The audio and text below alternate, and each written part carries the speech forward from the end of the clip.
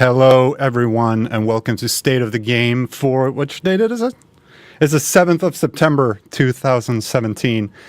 A lot of people are probably going, who's that guy? I'm not Hamish, I'm not Yannick. Hamish and Yannick are out of the country. So I'm Petter. I actually have one of these. That's me.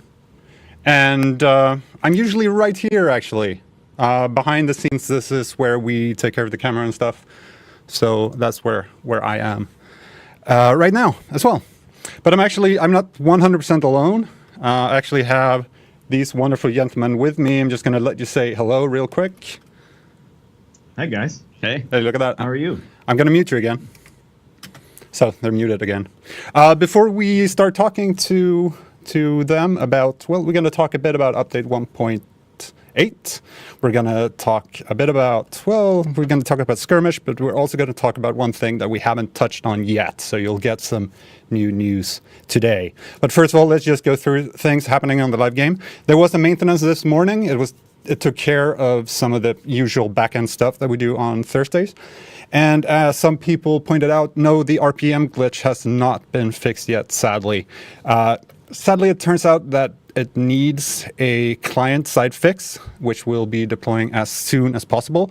Some people might know that getting a patch out on, say, like PlayStation 4 and Xbox One can be a bit tricky, but we're going to push the PC patch as soon as we possibly can, and then push out consoles as quick as we can.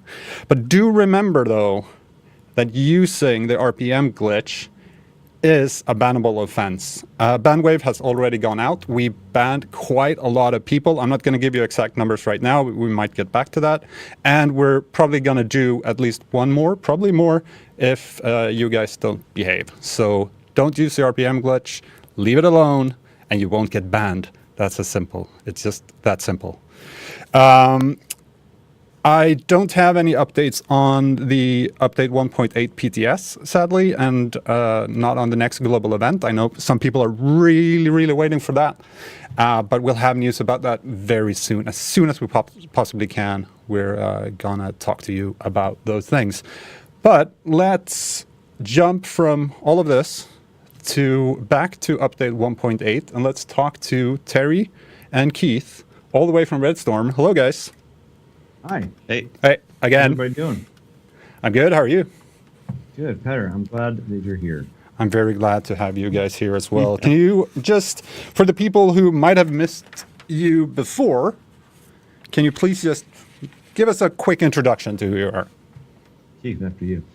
I'm Keith Evans. I'm a lead designer here at Redstorm on The Division. I'm Terry Spear, the creative director here at Redstorm on The Division. Splinter Shield in chat is asking you to put up the horns. So please, Terry. Oh, put up the horns. There we go. So today we're actually going to talk about one of the features coming in update 1.8, the new PvP 4 versus 4 mode, Skirmish. Yes. There are the horns again. I'm sorry. Can you just give us, we briefly touched upon both Skirmish and Resistance during State of the Game last week, but can you just give like a high-level update on what Skirmish actually is? Sure. It's 4v4 TDM, right? Here's the moniker. Get your PvE out of my PvP. There it is, right there. That's the tagline. It's what people have been wanting for a while. Yeah, I'm actually going to put on, while we're talking about this, I'm actually going to put on a video taken from Skirmish. And people are going to get a first look at what the game mode actually looks like. There won't be any sound, but let's have a discussion about it while that's playing. Perfect. Excellent. I love that the player in question here is called Faye is Bay, which is awesome. So first of all, just to talk about what we're actually seeing, I know you guys aren't, but we have this intro screen where you see the 4 people from your team. That's correct. It was big important for us to really showcase our characters for the first time. Show the player your 4-man squad, and we have a lot of sexy stuff people can put on. So Absolutely. Let's get up close and personal and let people see it, and also let people inspect. That's something we're going to go on a little bit later, but the best person in the match, you're going to be able to inspect them and see what gear they're wearing, see what weapons they have and stuff like that. Yeah, I think it's going to be actually a really good kind of teaching tool for players getting up to speed with PvP who maybe didn't jump in before. Yeah. That's awesome. And maybe it's a little secret. I'm going to give a secret. Ready Go for for a it. secret? You're going to be able to do an emote when you're on that screen. So, you can select a certain emote, put it in a slot, and you can do a little backflip, do a Macarena, whatever you want to show your teammates that you know how to do. You'll be able to do that on that screen. That's absolutely amazing. Yeah, that's a secret, though, just for State of the Game people. Don't tell anyone else. So we were talking about skirmish, and as I said, we're watching it on the screen right now. How big is a skirmish arena? So they're kind of they're new arenas, right? So they're totally kind of their own contained spaces, but I'd say they're roughly the size of some of our largest landmarks or extraction zones. So think maybe like Bryant Park or some of the rooftop gameplay up in DZ 8 and 9. Mm-hmm. They're pretty big, but they're all about getting you into combat quickly, right? We want to minimize run times. Yeah. So. If I had another phrase to coin, it'd be less running, more gunning, baby. Oh dear. We're gonna sell T-shirts with that on it. So. Yeah. But just he's right. Bryant Park, that side. We custom built these things. They're for this 4v4 size, so they're pretty optimized for that. Let's just make one thing clear. There are no, compared to Last Stand, which is these huge areas you fight in, there are no NPCs, anything like that. This is just pure team deathmatch from start to finish. Yeah, absolutely. And, we've kind of redone the spawning system. So you come in waves with your teammates. Like if you have a team wipe, you all come in together, kind of close in proximity, and you can charge back into battle. It's probably an average of at most 10-second run times until you're back in a fight. And that's tops, man. That's tops. So moving on to how the scoring in skirmish actually works. We see a counter here at the top of the screen. Currently says 5 and 3. What do those numbers mean? So, we obviously have a lot of ways to revive players. So scoring actually takes effect when you send someone all the way to the death screen, right? So you down them, but you have to get up and finish them. That scores a point. So if you are playing tight with your team and you're reviving people and you're getting people back up and popping recovery link at the right moment, you can actually take points from the other team and kind of, even the odds a little bit more. Yep. You're essentially counting to top kills. Right. So what's looking at ranks? Last Stand has ranks, UG has ranks, etc. How does that kind of ranking work in skirmish? Well, what we're doing, we're taking the Last Stand rank actually and repurposing it. So we're gonna make that the PvP rank. That might not be what we call it at the end of the day, but you can rank up this PvP rank in Last Stand or skirmish.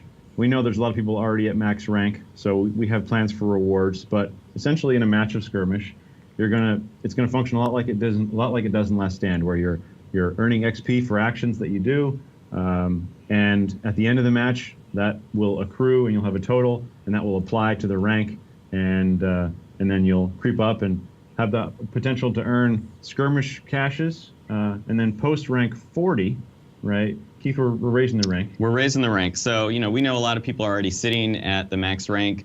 There will be a lot of new players jumping in who maybe haven't played Last Stand yet. So we're going to bump the rank up all the way to 99 and give you this thing to keep building towards. But then taking it one step further, at set increments after post rank 40, we'll be giving better rewards, unique rewards like classified caches. Classified caches, everybody. That's right. Yeah. So again, this will give players the opportunity who don't have Last Stand to increase that rank. You can earn the vanity and items that you weren't able to earn, before, and now you can push all the way to 99 and get classified caches. The GE's over. How do I get classy caches? That's awesome. It's important to note also that skirmish is normalized, right? Before we talk about scoring, we talk about rewards and all that stuff. This is just like Last Stand. It's a normalized play. I wanted to point that out before we got any further. Right. I know we'll talk about balance later, but absolutely. Yeah. Looking at kind of the end screen, I've actually seen this video before, and we're going to get to it sooner or later while this is running. There's this scoring board as well. What kind of activities do you expect people to do during a skirmish match? What kind of activities are they rewarded for? Oh, to earn XP, you mean? Yeah. The similar gamut. When you down someone, when you finish them, if you assist on a kill, healing, reviving, all those things. Yeah, it's the ones that we had in Last Stand. But one new way to score extra points is if you were the person who put someone in that down state, when they're actually finished and score a point for your team, you get an extra mark that kind of boosts your score even higher. All right. Yeah. Cool. So how does matchmaking work in skirmish? You'll love it. I'm sure you'll love it. Oh yeah. No, so it's we're kind of once again we're building on Last Stand. We have a matchmaking rank behind the scenes that keeps track of your overall win loss, kill death, your recent performance, and it's trying to put you with other similarly skilled players. And then we've taken that kind of one step further, like Terry mentioned, in that pre-round screen where you see your whole team. The person on your team with the highest matchmaking ranking, that's the person up front. That's the person kind of front and center that you can inspect and kind of see what's he doing. What is his exact KD? What is his build? Yep. His or her build. Right. And how long are the matches? How have you balanced kind of the length of play of a skirmish match? Well, I think the PTS will help us really dial that in. As it stands right now, you're going to a kill count of 20 or a timer of 10 minutes. Yeah, so they're pretty snappy matches. We want these to be kind of a fast, session-based activity that you just kind of jump in and play a few really intense matches. All right, cool. I think the match is slowly coming to a stop here on the screen, actually. They're going to let it run all the way, but we are going to talk about one more thing when it comes to update 1.8 that we haven't talked about before. It was hinted in certain articles that you would be able to do this. Oh, here's the victory screen now. I'm teasing it a little bit more, keeping people a bit interested. So there you go. There's the end screen. And it's not final. Yeah, No. we're still iterating, but we're getting there. Yeah. But yeah, what we're going to talk about is actually what's called gear optimization. Boy, Yeah. that's exciting. Ooh. What would you like to know about gear optimization, Petter? Well, first This of is the all, thing I am pretty excited for. what is gear optimization? That's a great question. I guess the best way to sum it up is it's the next evolution of gear improvement. You could already recalibrate, right? And there were some limitations on recalibration that we placed on you, and then we gave you the classified gear, and we said, hey, now you can recalibrate 2 stats. But now we're giving you the next step, right, which is essentially gear optimization, which will allow players to chase the ultimate build. Yeah, chase the perfect build. Yeah, chase it, baby. God rolls around the corner. So That's what it is. What kind of items is included in this system? So you're going to be able to optimize, all your weapons and your 6 gear slots. So your chest piece, mask, things like that. And when you kind of optimize it, you're really going in, and anything that's not min-maxed, you're bumping slightly higher on that stat, right? And you can kind of incrementally push towards the perfect min-max build. Right. So why are you doing this instead of like the typical way we've done it before when it comes to increasing the power level of the players in the world? We've introduced a new world tier. Why aren't you doing that this time around? That's a good question. Yeah. Actually, we've had some great discussions about that with the ETF. ETF, what's up? Ultimately, we came to the fact that the conclusion that we just didn't want to reset people's progress on all the gear that they've spent time accumulating, over the life of the summer. Absolutely. And so why not take a new approach? Why not? I mean, there's more stuff we're going to talk about how this works practically in the game, but essentially with gear optimization, we're revamping a lot of the visualization behind the gear and the numbers and that system. Give you something new to chase, give you new activities to chase that stuff in, stuff like resistance and stuff that will really test your power level. When you push the button and say new world tier, that's cool because sure, everything gets harder and we're going to increase the difficulty in other ways, but I didn't want the reset button. I didn't think Keith didn't want it either. Yeah, I think, we have a lot of rare gear now, right? And we've set these goals for players, like collect the classified gear as it's coming out, gather your exotics. And a lot of people are still pushing towards that goal, and we have so much more to release, right? There's so many more carrots to put out there. There's a lot more stuff to find, and it's just not the time. Yep. Right. So how does it work when I log in the first time? How does it work practically in the game? Oh, Keith, are you ready? Yeah, so when you log into 1.8 the first time, you're on your character select screen, you see your gear score. It's not going to say 256 anymore. Yeah, so the gear score is now reflective of the quality of the rolls of on all your items. So if you have a really good armor roll and a really high primary stat and majors and minors, your gear score is going to be closer to the cap. So the new gear range for World Tier 5 is 256 is now like, that's the bottom line. That's what everyone was at. No one's going to go below that unless you start equipping World Tier 4 gear or something. And you can push up to 286. That's the new cap. So running around the world, you'll see players with different gear score, your loadout screen. You might have your Lone Star build totally min-max and awesome, and now you're working on your Alpha Birds build and kind of boosting that gear score up.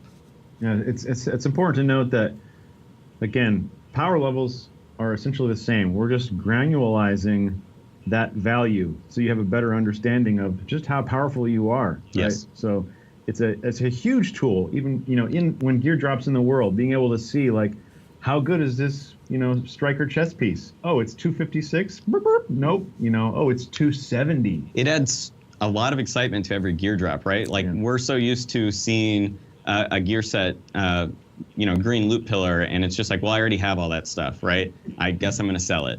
Well, now it's like I go up and I look at it, and if that thing drops with like a 282 gear score, I'm slotting it in. It's going to be better than what I have. Maybe I reroll one stat, It makes every loot drop a little bit more exciting. Yeah, it's super, super exciting.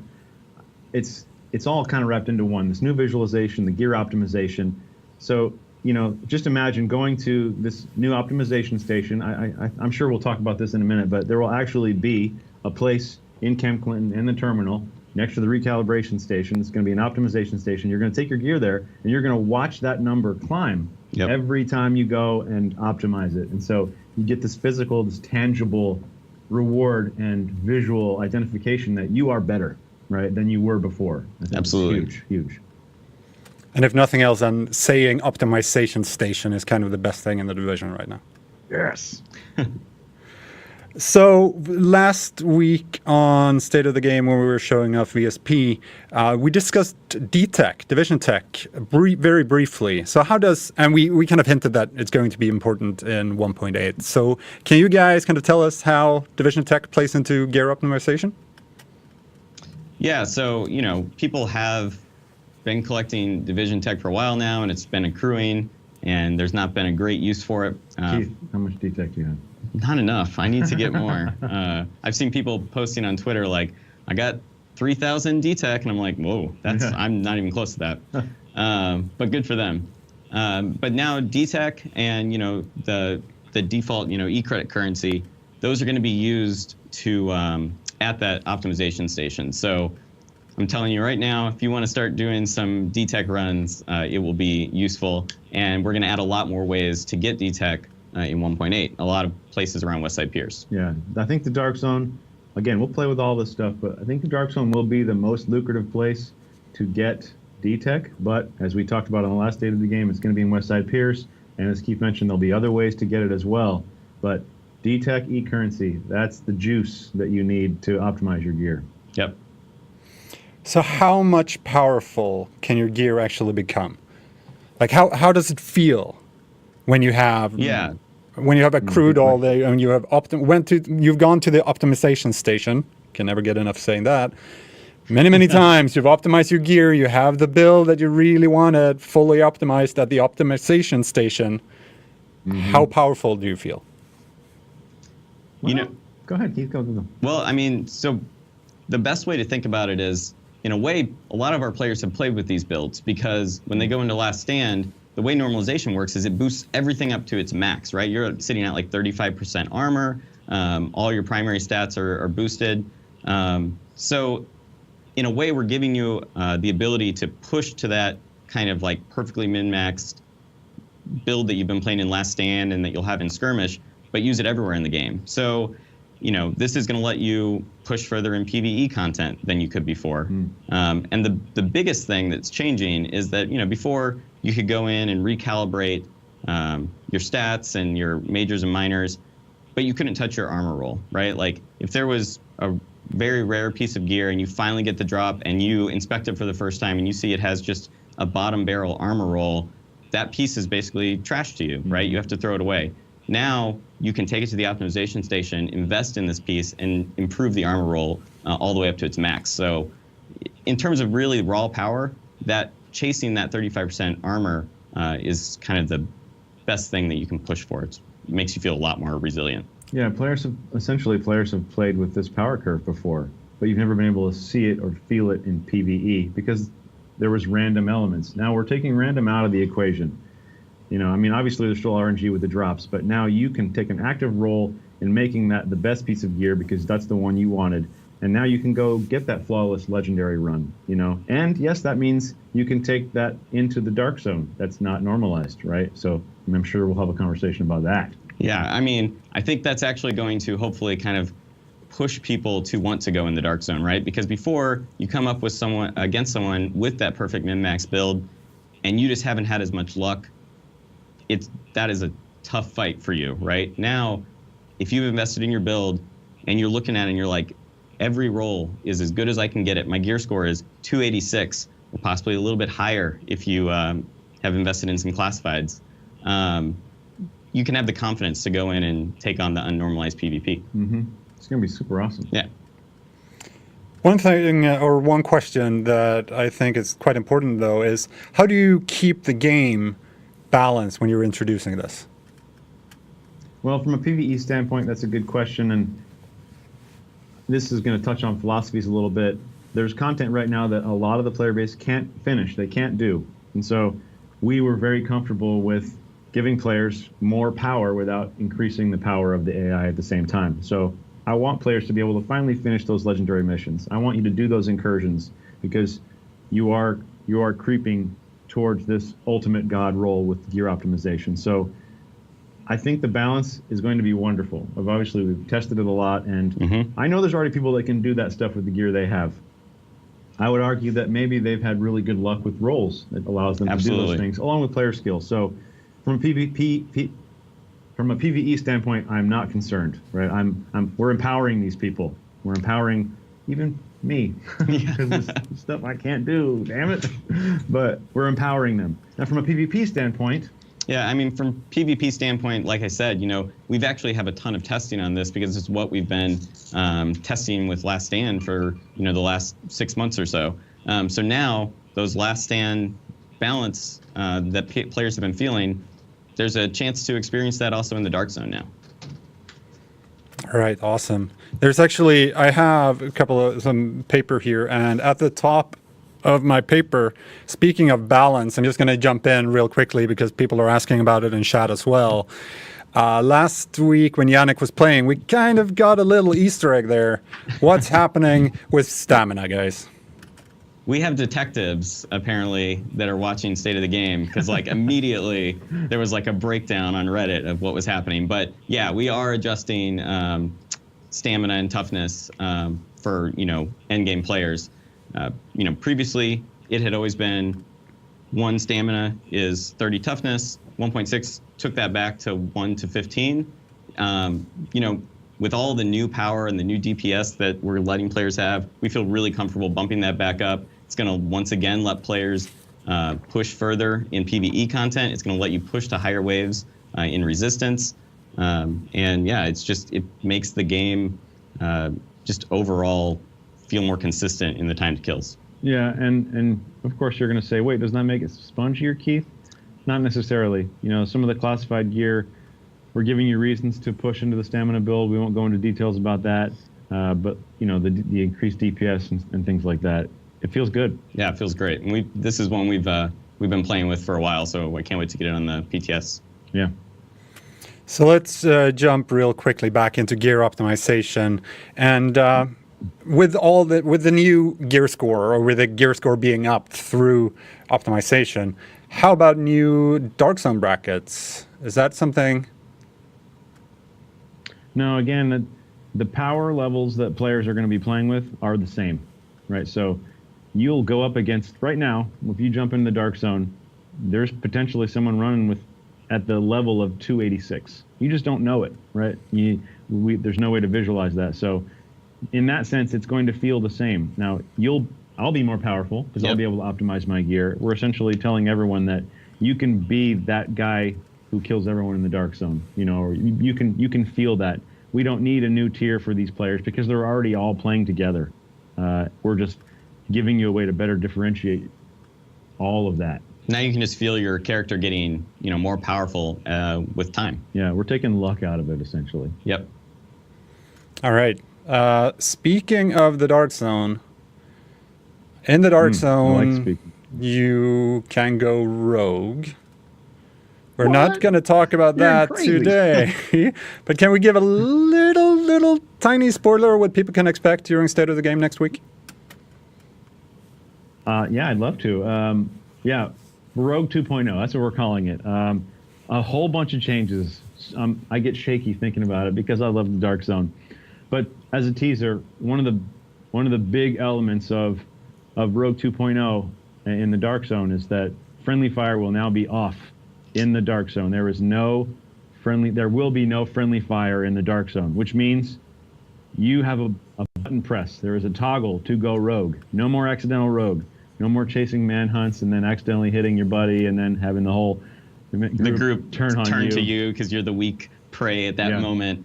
We'll talk all about what that button press means, how you do it, and all the other changes. There's a lot of them. We'll talk about next week. That was like the smallest little piece of it. Yes. So, but yeah, footage next week. Spread the word. Blow it up. Yeah. Yeah, I know you guys are super excited to talk about that. But we'll get back to it. Sorry, Shad. I know some people are going, no, that we're not talking about it this week. I'm so sorry. But we should be back with, talking about Rogue 2.0 and Resistance next week. And it's going to be a good one. Yeah. And we'll have some gameplay for you as well at that point. So thank you very much, guys, for showing up again. It's been great having you. Thank you for all the information on both skirmish and gear optimization. Thanks for having us. Yeah, Cheers. thank you. Always good to be here. And I'm going to mute you again. But thank you again, guys. Bye. And I'll see you soon. Thanks, everybody. Love you, fam. All right. A big thanks to Red Storm for coming on and talking about gear optimization, and of course skirmish. I'm just going to quickly reiterate what we said at the beginning of State of the Game if you missed that. Maintenance this morning, fix some backend stuff. The RPM glitch is still not fixed. It needs a client patch, and we're working as hard as we can to get that out to you. The PC patch is probably going to come before the consoles because consoles is always a bit tricky to patch, but we're going to get that to you as soon as we possibly can. Remember also that using the RPM glitch is a bannable offense. We banned a lot of people this week, and we're not afraid to ban more. Also, do remember that that ban is a one strike against your account. Do anything like that in the future, you're gone. You're permanently banned. So remember that and keep that in mind. Don't get banned. Don't use RPM glitch. And we will have more information about, of course, update 1.8 PTS is coming. And then we'll also have some more news about the next global event as soon as we possibly can. That's everything from us here today. We're actually, we're at 28 minutes, so we're going to stop it there. Thank you guys so much for coming. And Yannick and Hamish will be back next week. Oh, those guys are actually waving again. They're muted though. So, but we'll see you guys next week. And thank you very much for coming.